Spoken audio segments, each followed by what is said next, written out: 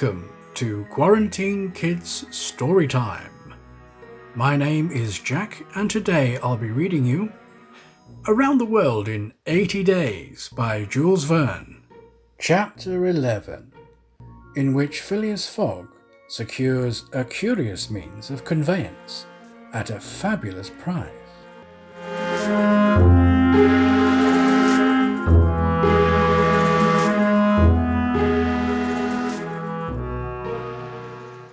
The train had started punctually.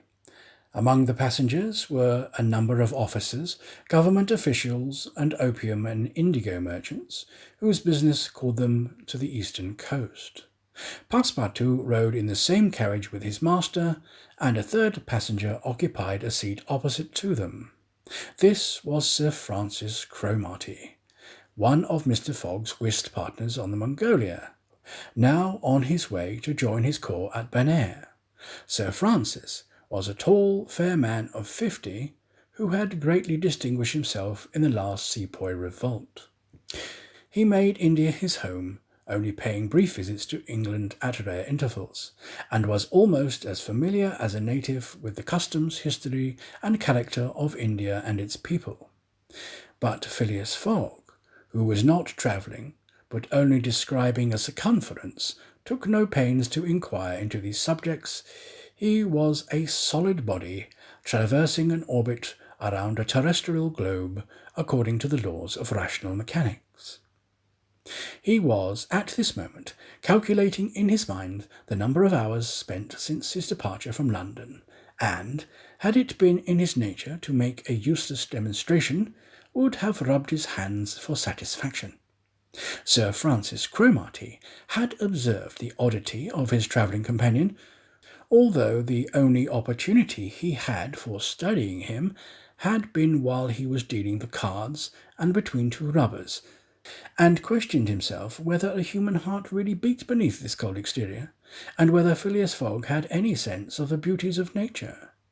The Brigadier General was free to mentally confess that, of all the eccentric persons he had ever met, none was comparable to this product of exact sciences. Phileas Fogg had not concealed from Sir Francis his design of going around the world, nor the circumstances under which he set out, and the General only saw in the wager a useless eccentricity and a lack of sound common sense. In the way this strange gentleman was going on, he would leave the world without having done any good to himself or anybody else.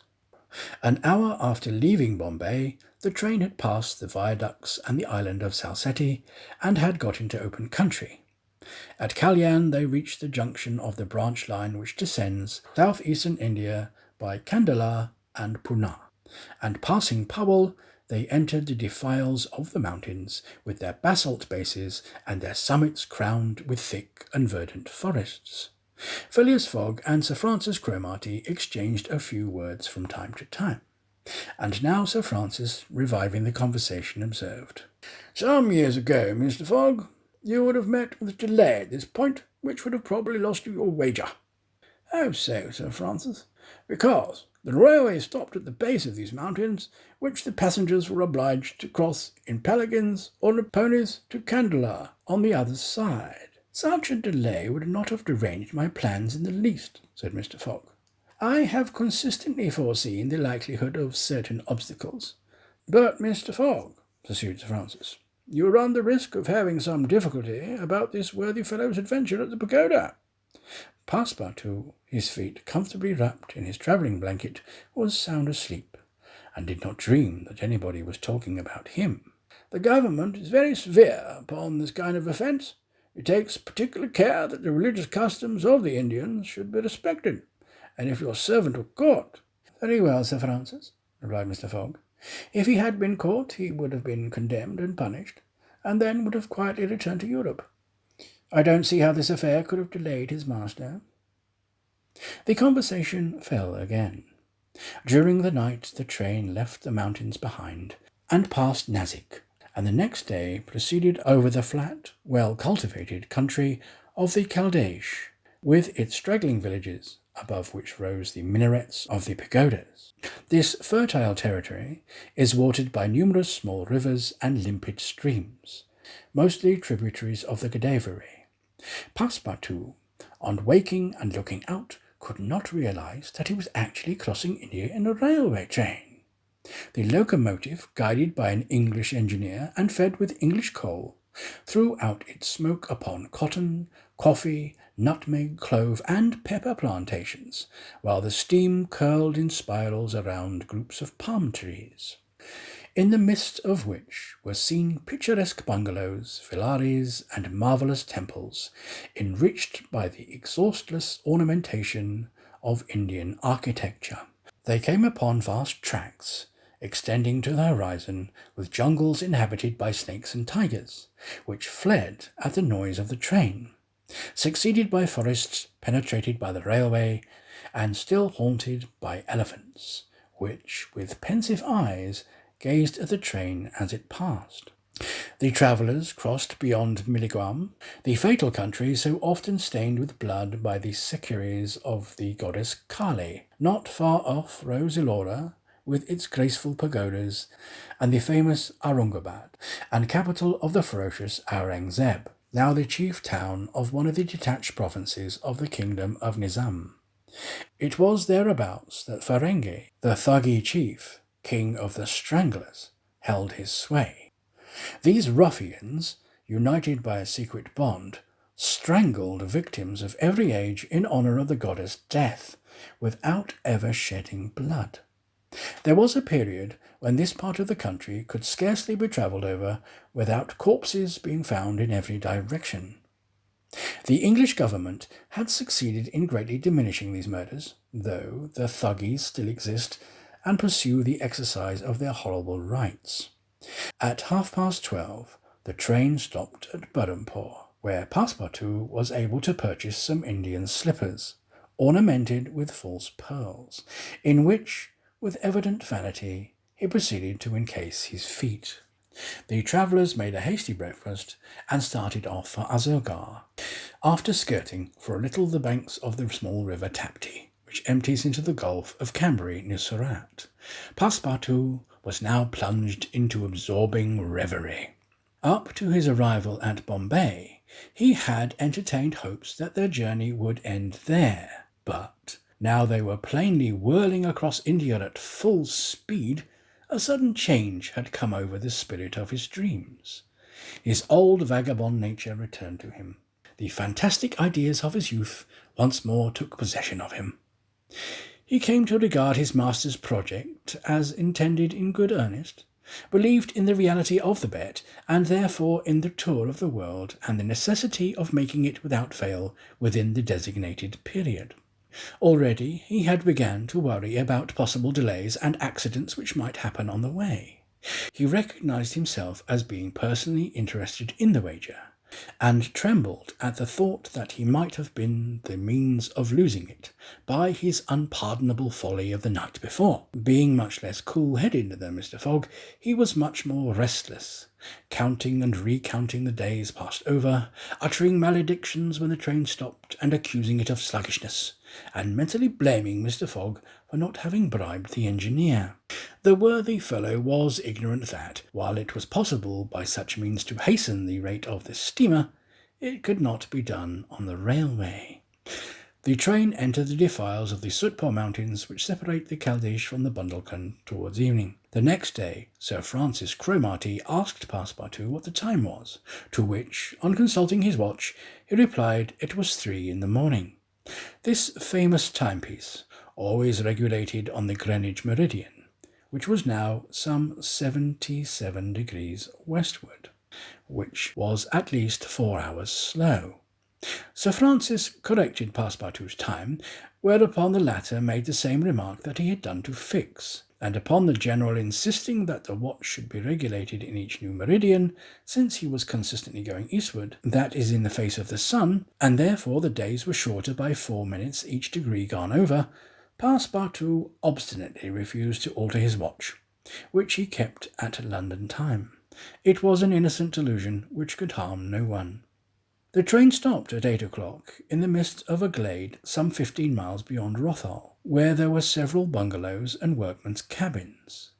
The conductor, passing along the carriages, shouted, "Passengers will get out here!" Phileas Fogg looked at Sir Francis Cromarty for an explanation, but the general could not tell what meant a halt in the midst of these forests of dates and acacias.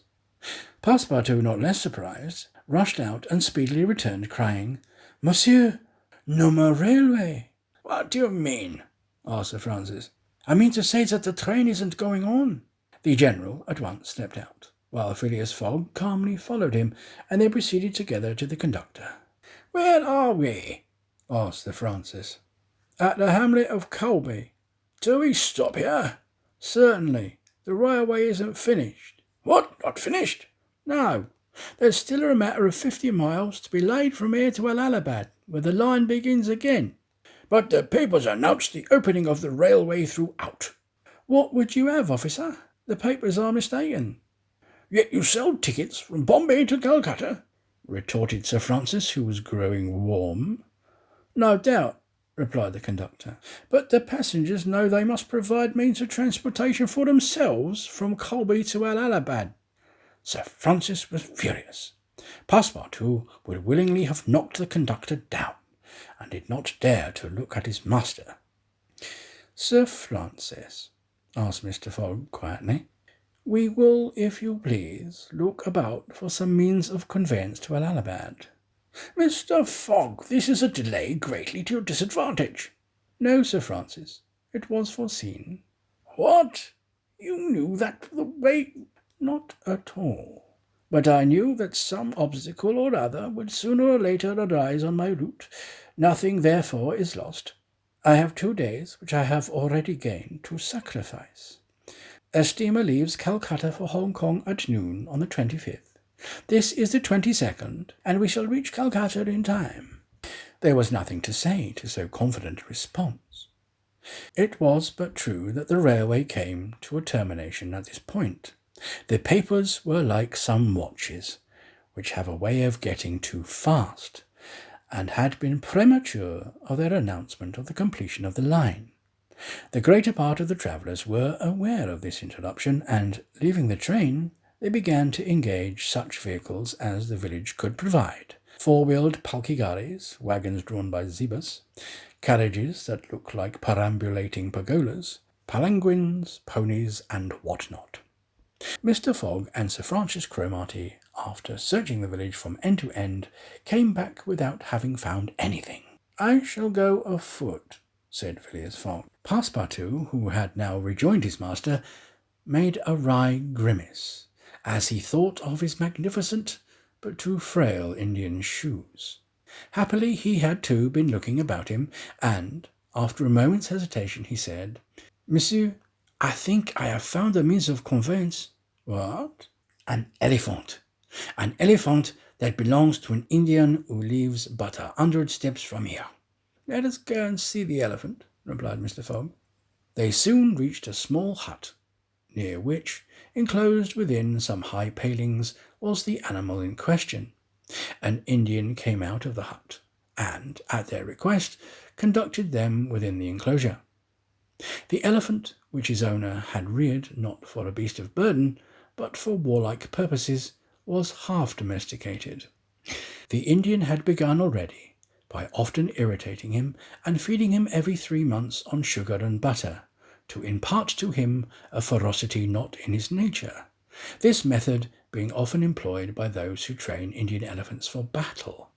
Happily, however, for Mr. Fogg, the animal's instruction in this direction had not gone far, and the elephant still preserved his natural gentleness.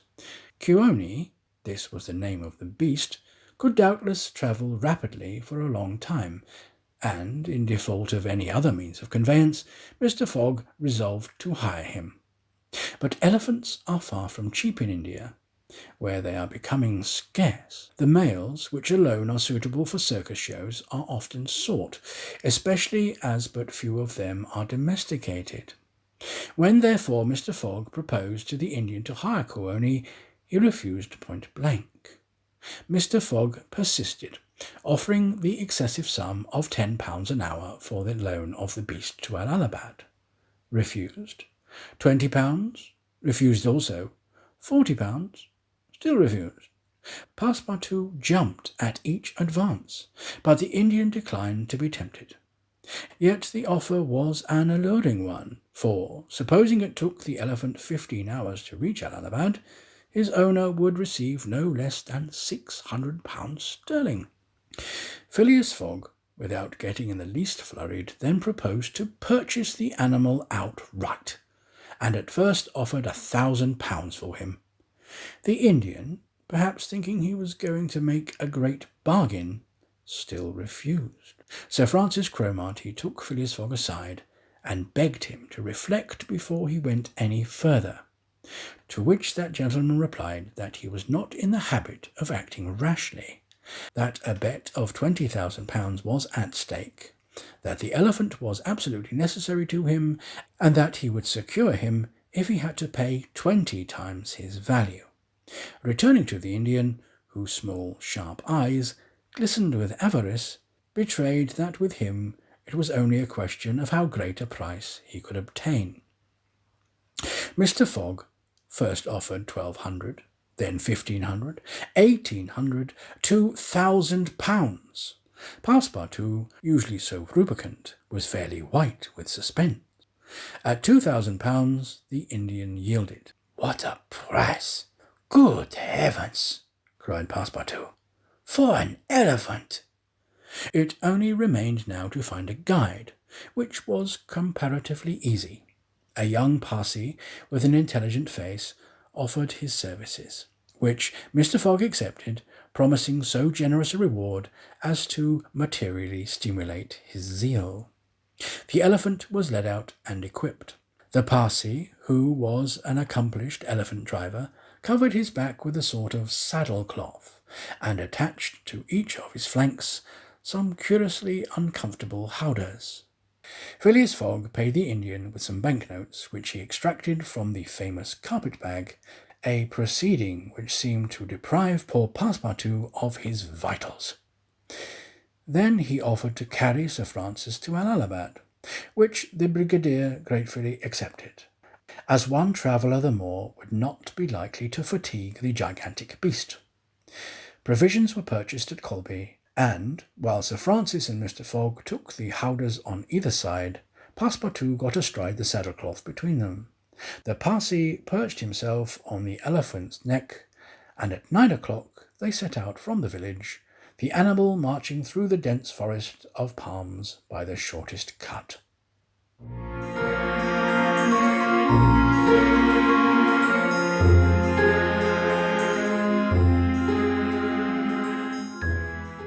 That was Chapter 11 of Around the World in 80 Days by Jules Verne, read by me, Jack, for Quarantine Kids Storytime.